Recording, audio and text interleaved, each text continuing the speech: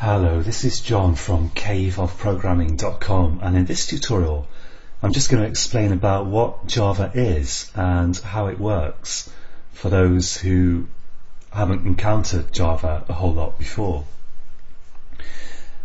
Java is it's probably the biggest, most used programming language today, and there are only maybe a small handful of really serious heavyweight programming languages, kind of multi-purpose languages that you can use for anything, and one of them is C++, and the other really is Java, and I'm not sure that there are any other really serious contenders for completely multi-purpose modern programming languages, although people will certainly argue about that. And the way Java works is, and I'm going to draw some diagrams now. By the way, this is the Eclipse IDE that we installed in the last tutorial, and I'm not going to use this in this tutorial, but what I'm going to do is I'm going to draw some diagrams, and I'm very bad at drawing stuff, which I apologize for, but I'm going to do my best here with the aid of a bit of drawing to explain how Java actually works. So the idea is that you start by creating text files. So you create some text files and you use a specialized editor usually to create these text files, although you could use any kind of editor. You could create these text files in Notepad if you wanted to, because they're literally text files. So they're text files which you write not in a normal kind of human language, but in the Java programming language. So a programming language really is just like a human language, except it's written obviously with different syntax and different words. So, but there's nothing special about these text files. The programming language is just an idea. That's all it is really. And you write text in that language. Now when you create your text files, you give them the extension .java. So like normally when you create a text file, you call it something or other .txt in Windows, but with Java, if it's a Java file, by convention, and it is just a convention in a way, you call it .java. So let's try to draw some sort of box around that. There we go. Now once you've got your text files, they kind of express the idea of what you want to do. They contain the idea of your computer program, but your computer program can't read them directly, because the .java files, they're kind of like a human way of expressing what a computer should do. Even though they look cryptic at first, Java is designed ultimately to be readable and writable by human beings, not by computers, even though it looks pretty complex when you first see it. So the next step is to turn your Java files, and typically a computer program will have lots of Java files in it, although it might only have one. But you need to turn them into binary files that the computer can then read. And to do that, you use something called Javac, which is a computer program that is part of the JDK, the Java Development Kit, usually Standard Edition SE is the one you'll be using. Now you don't usually have to worry about using Java directly, and I think at the moment I haven't covered it in the course. And if you want to know about using Java directly, I could maybe make some videos on that, let me know. But usually what you do is you write your Java program in Eclipse. Let's just go to Eclipse quickly, which is this, or you write it in another specialized editor. And I'm not actually sure how to go to the workbench here. Oh, here we go. So this is what Eclipse looks like typically when you're using it. And this here, I've got here, if I can open it, this is a Java language file. And what was I saying? Oh yeah, usually you don't have to use Javac directly. You write your Java files in Eclipse, and then you just press a button, which is this green run button, and that creates your binary files by using the Javac program behind the scenes to turn your text files into binary files, which Eclipse will then run. So normally you don't have to know about JAVAC, you just have to know about this green button up here. Let's go back to the diagram now.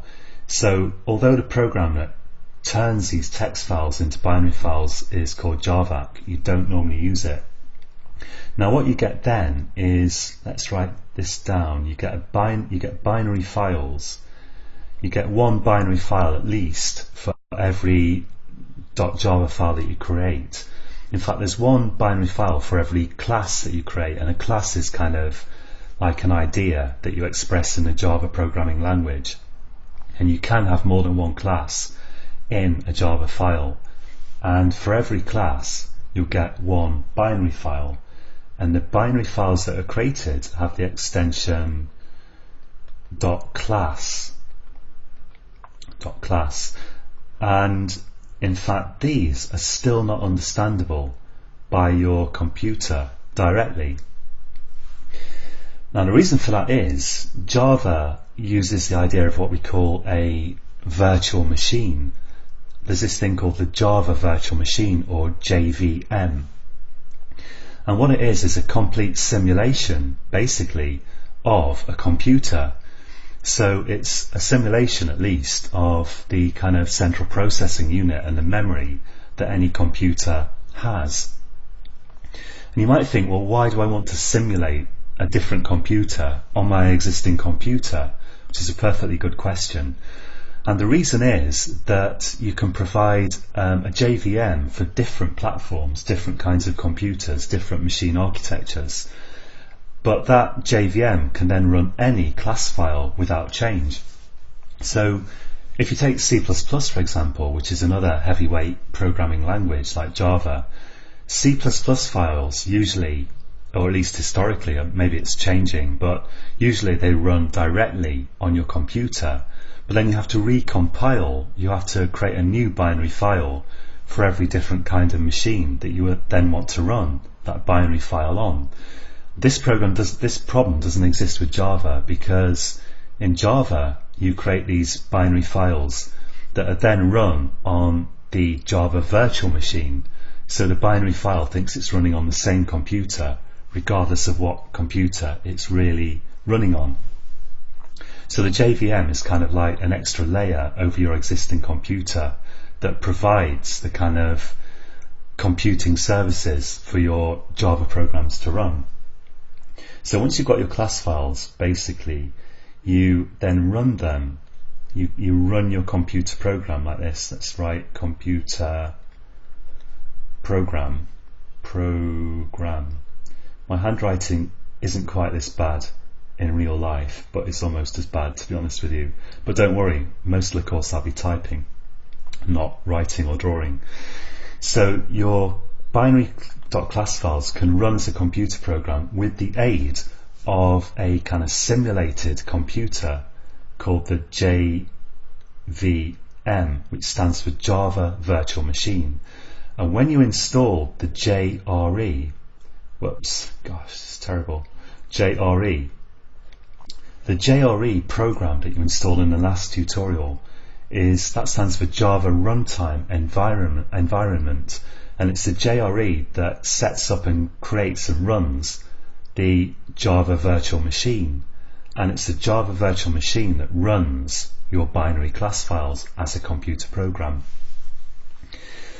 So that's the basics of what Java is and how it works. And Java, there are a few different editions of Java. They're all closely related, but and basically using the Java Standard Edition, which we'll be using in this tutorial series, SE, you can create programs that you can then run on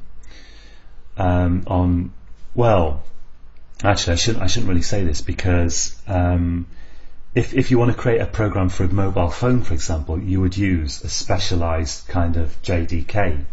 You would use, let's say, the Android SDK to compile it, but the core language will be the same.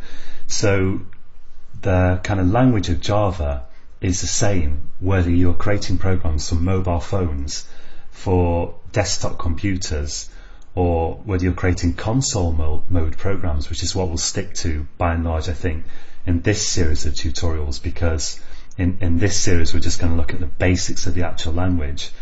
And it's the same even for creating programs for washing machines. So the Java language is the same no matter what you want to do, but then you'll have to do kind of express different ideas in that language, depending, and possibly even use a different kind of JDK and possibly a different JRE, depending on what target kind of device you then want to run your Java program on. But this program concentrates on the absolute basics of Java. It concentrates on the actual language itself. So we won't be developing fancy mobile phone applications or internet applications or kind of desktop applications. We'll just be creating programs that produce text output, and we'll be running them in Eclipse.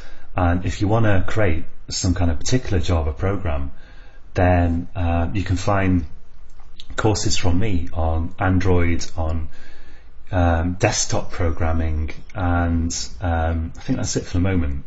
And the first parts of those tutorials are free, so you can get started with those just by subscribing to my free tutorials and looking at the free videos at the start of each one.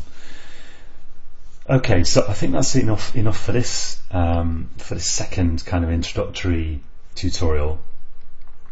And as I say, you might want to go now to the kind of main part of the tutorial series and start trying to create a program. And when you do that, it will seem bewildering to start with, but hang in there, because it does get better. And just typing stuff out and having a go and seeing it run gives you a lot of confidence. And if you just kind of stick at it, eventually you will get the hang of it, because that's what I did. I don't have a degree in Java or anything like that. I didn't have any kind of training. I just learned this myself, the same way you're learning it, actually from books. I didn't have the internet back in '96 when I learned Java, and I've been working in it very successfully ever since.